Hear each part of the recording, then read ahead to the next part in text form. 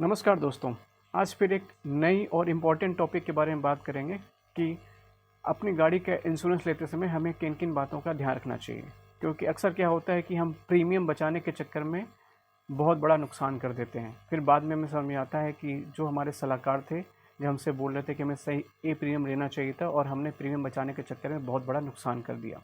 ठीक है, तो मैं पूरी कोशिश करूँगा कि इस प्रेजेंटेशन में आपको अपनी गाड़ी का इंश्योरेंस कराते समय क्या ध्यान रखना चाहिए वो बातें बताने जा रहा हूँ। उसको ध्यान से सुनिएगा और अगर आपको चीज़ें पसंद आए तो ज़्यादा से ज़्यादा लोगों तक इसको शेयर करें। ठीक है, तो पहले हम समझ लेते हैं कि कार के इंश्योरेंस का प्रकार क्या होता है। ठीक है, तो पहला आपने सुना होगा third party insurance. Third party insurance इसलिए कराया जाता है कि अगर आपकी गाड़ी के द्वारा किसी तीसरे या दूसरे व्यक्ति को नुकसान हो तो उसमें वो इंश्योरेंस कवर होता है। ठीक है, आप गाड़ी लेके जा रहे हो और आपके द्वारा किसी और का नुकसान हो जाए तो वहाँ पे थर्ड पार्टी इंश्योरेंस कवर होता है। तो इस बात को ध्यान रखिए कि आप कौन सा इंश्योरेंस लेते हैं। दूसरा होता है कम्प्रिहेंसिव इंश्योरेंस। कम्प्रिहेंसिव इंश्योरेंस में क्या होता है कि इसमें आपके द्वारा दूसरे व्यक्ति के नुकसान के साथ साथ अगर आपकी गाड़ी का नुकसान होता है तो वो भी कवर किया जाता है।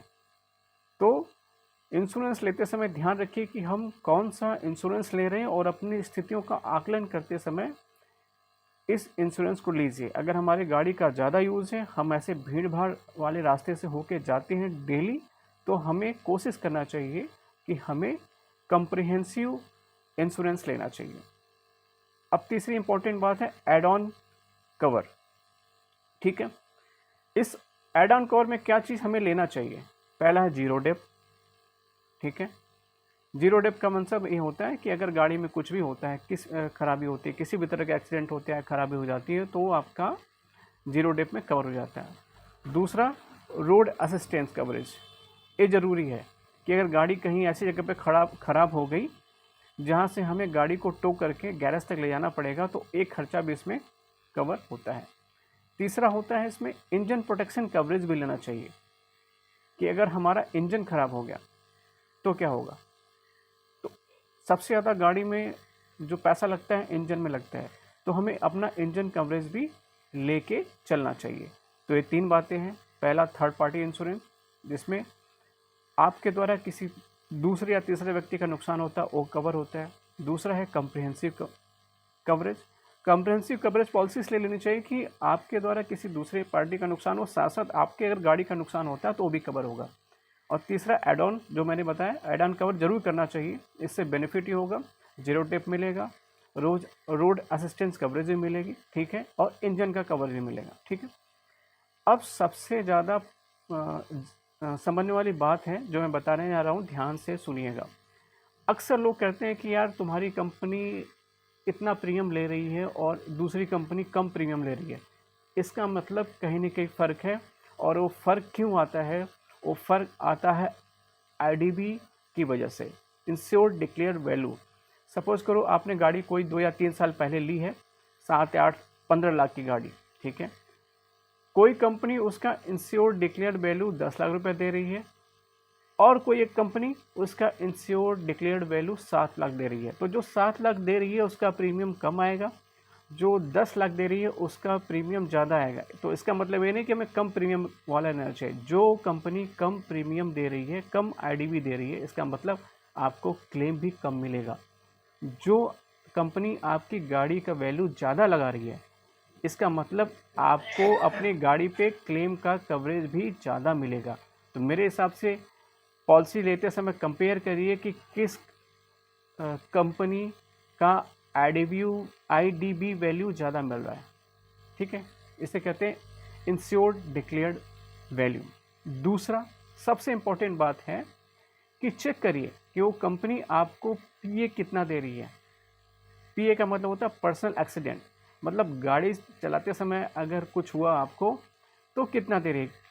कई कंपनियां पीए 15 लाख देती हैं, कई कंपनी में कुछ ही कंपनियां हैं जैसे टाटा।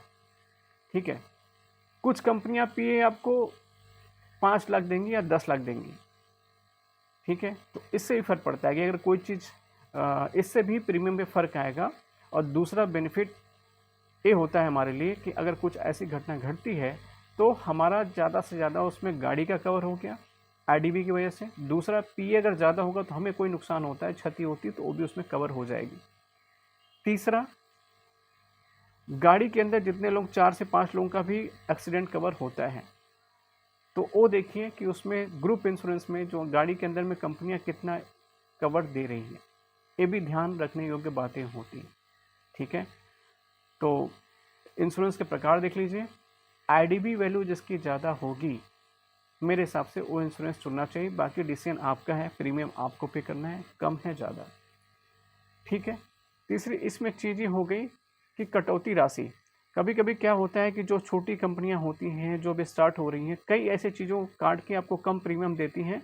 आपको लगता है ये कंपनी कम प्रीमियम दे रही है, इससे इंश्योरेंस कराना चाहिए। लेकिन ये ध्यान रखिए, जो कंपनियां अभी आपको कम प्रीमियम दे रही हैं, आने वाले समय में उनकी जब आप क्लेम कराने जाएंगे तो आपकी क्लेम की वैल्यू कम हो जाती है। चौथा, देखिए किस कंपनी से इंश्योरेंस कराने जा रहे हैं, उसकी नेटवर्थ कितनी है। जिस कंपनी का नेटवर्थ ज़्यादा होगा वो आपको क्लेम सेटलमेंट का अमाउंट ज़्यादा देगी। इसीलिए हमेशा बीमा कंपनी की प्रतिष्ठा देखनी चाहिए, कौन सी कंपनी से आप क्लेम करा रहे हैं। ठीक है, और मेरी इन बातों का ध्यान रखिएगा, ये आपको एक सही क्लेम चुनने में मदद करेगी। धन्यवाद।